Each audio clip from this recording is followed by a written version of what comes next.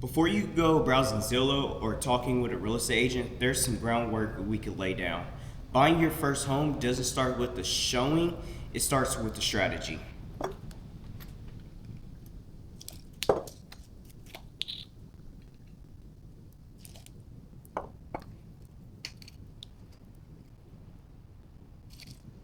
Think of the stage like a Boulevardier, classic, balanced, and built with intention. Just like this drink, your home buying journey should be stirred but not rushed.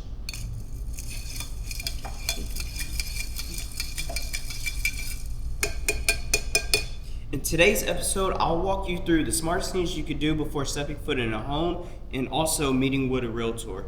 Things like checking your credit, getting a handle on your budget, and also building a realistic list versus wants and needs in a home.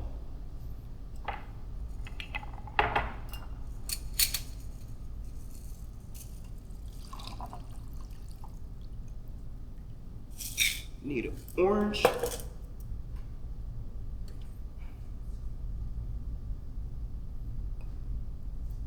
So whether you're prepping your financials or just getting serious about leaving the renting game behind, cheers to starting smart in this journey.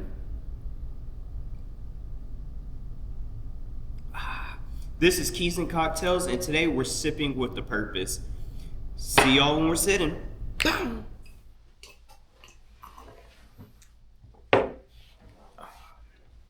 Are you ready? My name is Jaylanharper with Century 21 Judge Fite, located out here in Dallas, Fort Worth, Texas.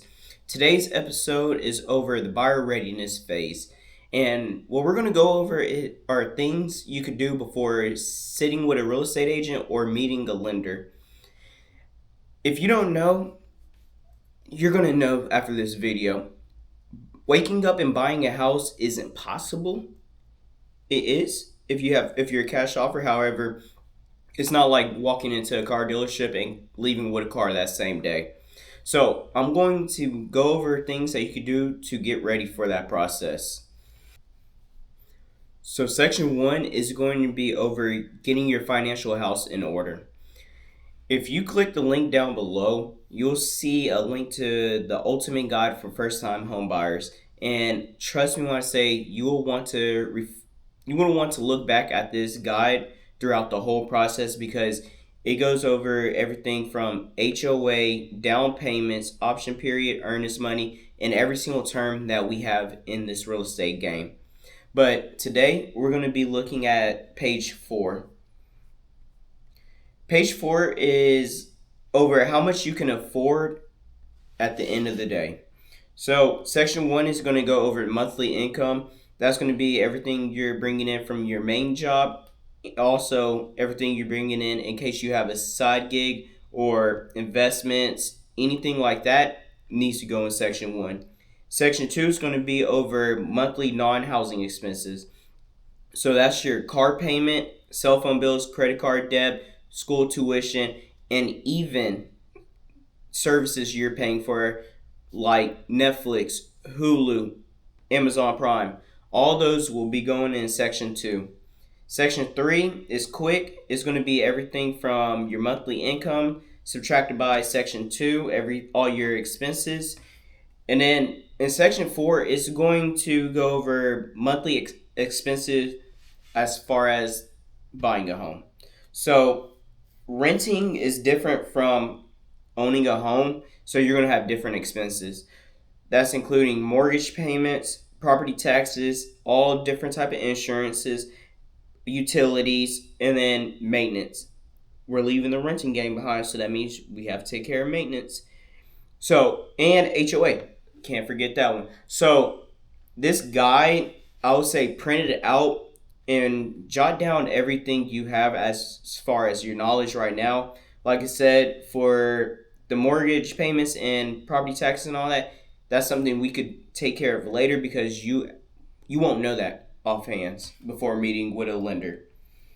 If you scroll down, you'll see how much it goes into calculations of how we calculate down payment, so you can look at that. But I want you to look at page 6, and that's covering debt to income. So when you talk to a lender, you're going to realize that yes, they look at your credit score. However, they have more issues with debt to income. And that means, are you do you have more debt? Do you have more debt compared to how much you're bringing in per month? And they're going to look at the ratio for that. So I say pay attention to that part. And what that means is, if you do have low credit scores, then I say in the meantime, meet with a credit debt relief organization, and they will be able to help you. Also, if you're late on your taxes, let's take care of that, because you can't buy a home if you haven't paid your taxes. So pay your taxes. But that's a quick overview over the financial state and getting your house in order with that. In episode 3, we'll start a two-part series over more detail and going more in depth of the financial state. So, all right, time for our second segment, and that's going to be over location. When picking an area you're wanting to live in, you want to basically build a whole list of aspects considering what areas you really are interested in and is it convenient for you. So, some people might start by looking at their kids and seeing what schools they want to move to. Not the kids want to move to, but the parents want their kids to go to. For instance, Mansfield, we have a career school where it's called Ben Barber and also Frontier, but we have over 5 high schools out here, and we all get together and go over to our career school. And what that does is that give us an idea of what we're possibly wanting to do later on in our life and majoring in college. And you also could get some college credits from that. For instance, I didn't have to take another language in college just because I took one in high school.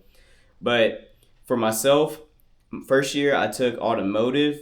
Second semester I took advanced culinary arts, and third I took sign language for 2 years.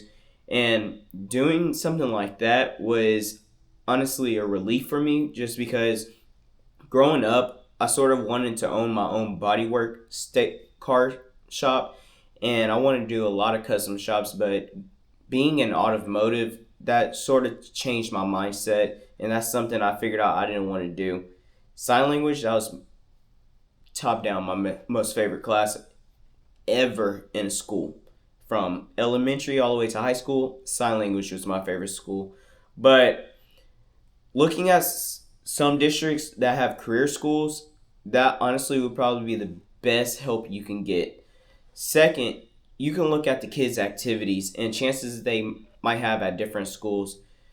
Look at if they're playing sports, look at the athletic department, and then also look at that sports team. Just because out here in DFW, we have some of the best schools for sports, and we're known for our sports. So you want to dive down into each one of those schools and look at, all right, how are these teams doing? Are they making it to playoffs? Are they making it to state? Are they making it to district?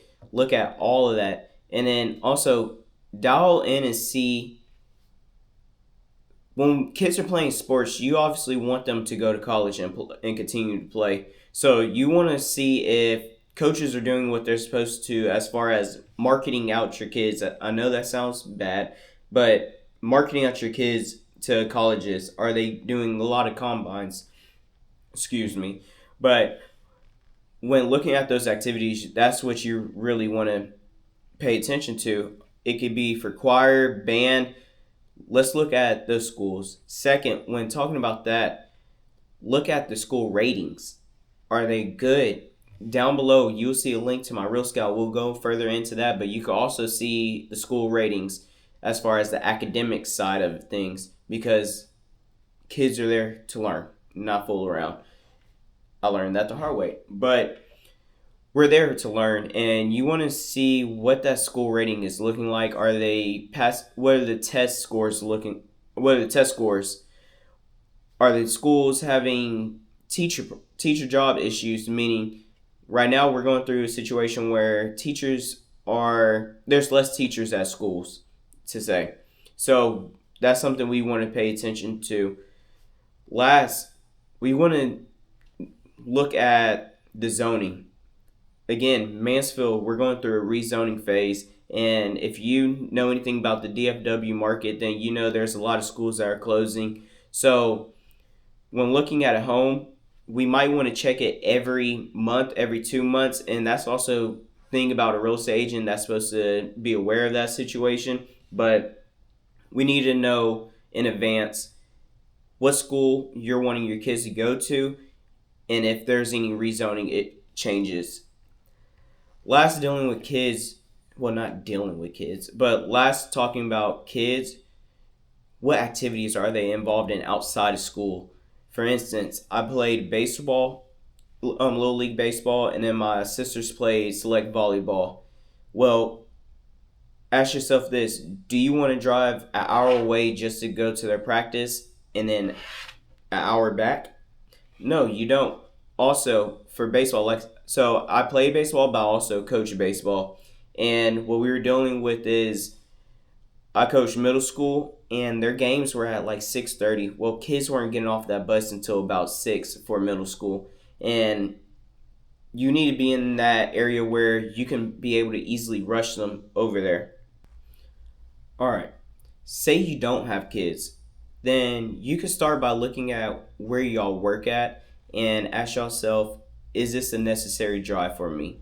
Meaning, if you have to be at work at 8 a.m. and you live an hour away, would that be a drive you want to make every single day, meaning to work and back?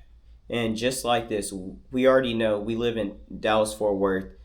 We have to deal with a lot of traffic jams and wrecks. So, would you rather move closer to avoid that situation, or live further and have to deal with that drive every single day and later on regret it? Last is going to be, where do we normally hang out and visit frequently? Are we in recreational sports as like I am? I play softball and golf, and being here in Mansfield, I live 5 minutes away from the softball field and a golf course, and it's to the point that I could jog. I used to jog about 15 minutes there every single day just for workouts. However, trying to jog with golf clubs would probably be a little bit difficult. But I'm saying that just because I'm in a location where my office is here in Mansfield. I play all my sports in Mansfield, and then also my friends and family here in Mansfield. So being here in a location where I can easily get around and not have to worry about driving 30 minutes away to my favorite activities, that's one of the biggest things that doesn't complicate my life, to say. So you want to look at, what do y'all do often, and if it's hanging with family and friends, do you really want to drive an hour away from being around them? So doing this is going to narrow down your search of cities you're wanting to live in. Next, we're going to talk about what houses are going for and the features you want compared to the cities and location you're looking at. So this third segment is going to be talking about the price tag versus the features you want in a home. When looking at homes, you have to keep in mind that some of the features you might want might not be possible with your price tag. For instance, my first client found her at an open house. The open house was for $250K. And 2 days later, I brought her into my office to sit down with my lender. And under an hour and 30 minutes, we got her pre-approved. Well, to find out, she was only pre-approved for $150K. And in some areas, that might do, depending on what you're looking for. However, we were looking in the Arlington ISD area, mainly Martin High School, where her daughter was currently going to, and we realized that there was no way we could find a house for $150K, 3 bedrooms, 2 baths, full master bathroom, granite countertops. So we had to have that tough talk with her and let her know that maybe this might not be the time to buy. there's some things we could work on, and later on we could come back and basically close on a home. So, going through the features you're looking for to see if it's possible to do, not per se of what the house actually costs, however, what are you willing to pay per month? And once you break down this list and it's time to talk with an agent and a lender, you know exactly what you're looking for and you're prepared basically. And that's the reason for this whole step. So this will make the process much smoother and be able to make your dream come true, which is owning a home. So try and visit a few. I would say this: try and visit a few open houses in different cities, and jot down notes of what you think of the home, the type of features they have, compared to what's what's the price they're offering in that area. Are there HOAs that are included? The taxes, you could easily go on Tarrant County, you can easily go on there and see what's the taxes for each zip code, and also sometimes each subdivision, just because they're different. So going through those features you're looking for in a home, you want to see if that's possible. Not per se the price tag of the home, however, are you comfortable paying that per month? Because what we see as real estate agents, we see that once we sit down with our buyers, they're pre-approved for 350. However, what they're going to pay per month might not be something that they're wanting to do. So once you break down that list and it's time to talk with the agent and the lender, what you're going to be more comfortable and know exactly what you want and what you're looking for, which makes this process a lot smoother and your dream a lot more possible of happening. So if we say you want to live in Venus, Texas, and we're looking at the features and the price tag there, if you go down 287 and look in Mansfield, you're going to see that the same features in Venus and brand new, all new appliances, that's going to be different in Mansfield by 20 to 60K. So therefore, I'm going to help you out by making this process a lot more smoother.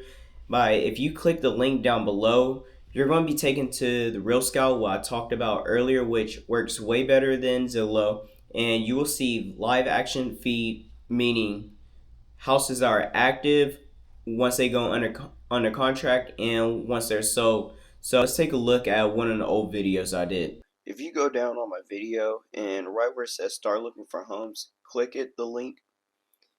Let's go down and let's say we're going to be looking in Arlington, Texas. So Real Scout is partnered with Century 21 Judge Fite, and honestly, every client I've had, they love this site and the portal just because, like, just off the bat, you can show if you're interested or not. That will let the real estate agent know. But let's look at this. So we have a few houses all around this area. We're gonna narrow it down. Let's do price range around 300K. Let's go to more filters. Let's change it to just single family. So there's currently 133 listings around here. So one thing is different about this feature is, like I said, we can show if we're interested or not. It will show you all the specs right here. But then this feature gives you the ability to say, okay, I like the features in the house. The school in the neighborhood, I'll maybe like the neighborhood, but not the school. So it gives you a way where you can actually go down the list and say, what do you like about the house? Letting an agent know, like I said, even when it comes to going on a buyer's tour, this will let me know what are we looking at in the house. Even going down to the features, the double vanity, you could say you like that open floor plan, new flooring, the wet bar. So this gives you the ability of deciding, okay, if I like this home, I want my agent to know I like this home. So another feature about this that Zillow and realtors and all of them don't have is the school ratings. You can go over here and see what school is in that district. What is the ratings for them? 3 out of 10, 6 out of 10, 4 out of 10, and then even if you go down a little more further, you can see what is the climate risk out there.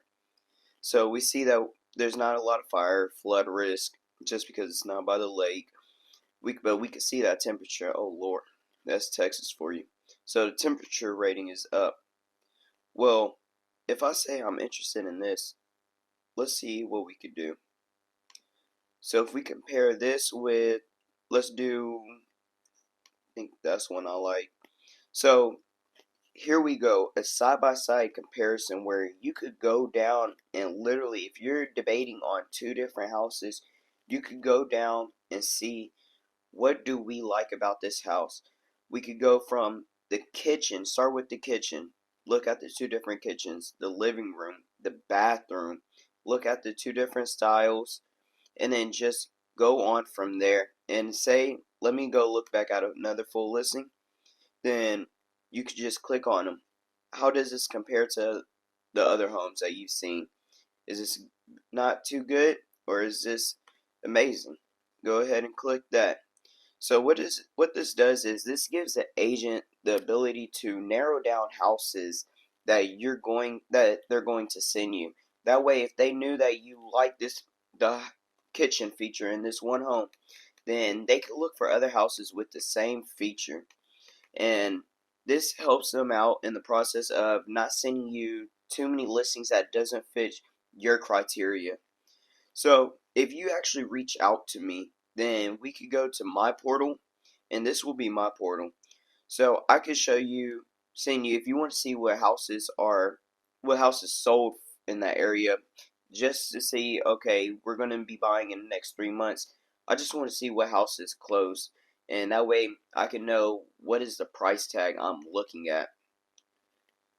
So I could do the listing price. If you're looking for certain acres, I can even do residential lease, land for sale. Then we could go over here. If you're looking for townhouses, duplexes, because maybe you want to buy the whole duplex, live in one half, and then rent out the other, I can actually get that down where I can see what duplexes are for sale.